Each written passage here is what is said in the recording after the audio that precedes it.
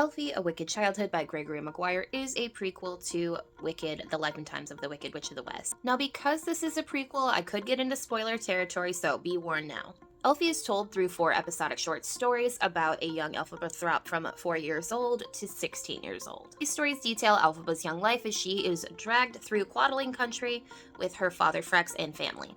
Now, Frex is on a mission to spread the word of the unnamed god and atone for the murder of the Quadling prophet Turtleheart. I could tell you a synopsis of each story, but that's not really what makes this book.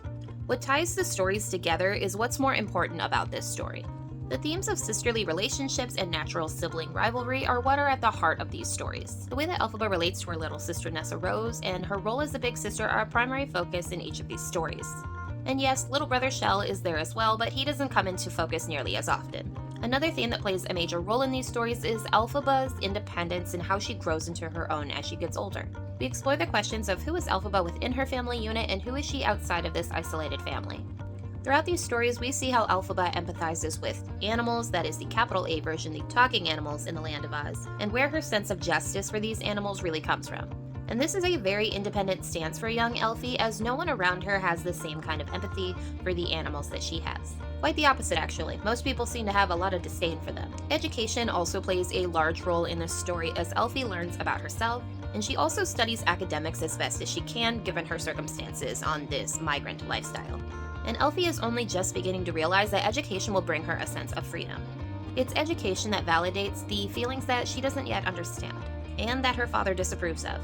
I rated Elphie 3.5 stars. The Wicked series as a whole is more misses than hits for me for the most part, but I really enjoyed this book far more than I thought it would.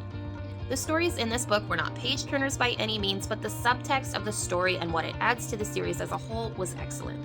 Gregory Maguire's writing is usually flowery and airy in my opinion, and in this particular book I would add that it's also told through the haze of memory. It takes a while to settle into this writing style, but settle in I did. And I really enjoyed my time with the Throp family. Now, this prequel is not a book that I think you could read as a standalone. It is definitely made for people who have read the series, at least the first book. It really doesn't hold up on its own. These are just snippets of Elphaba's childhood that give you greater context to the stories you've already read. Most reviews did not have nice things to say about this book, but I'm in the minority here. I thought it was pretty good. I actually think this book was one of Gregory Maguire's better works. I've read 6 books by him, and this one is like number 3. That's pretty good. If you are a fan of Elphaba, I think this coming of age story really adds to her character and your understanding of her. Although I can't say I recommend this book to anyone other than super nerds who really love the series, so maybe don't pick it up if you aren't a huge Elphaba fan. Like, subscribe, and follow for more book reviews.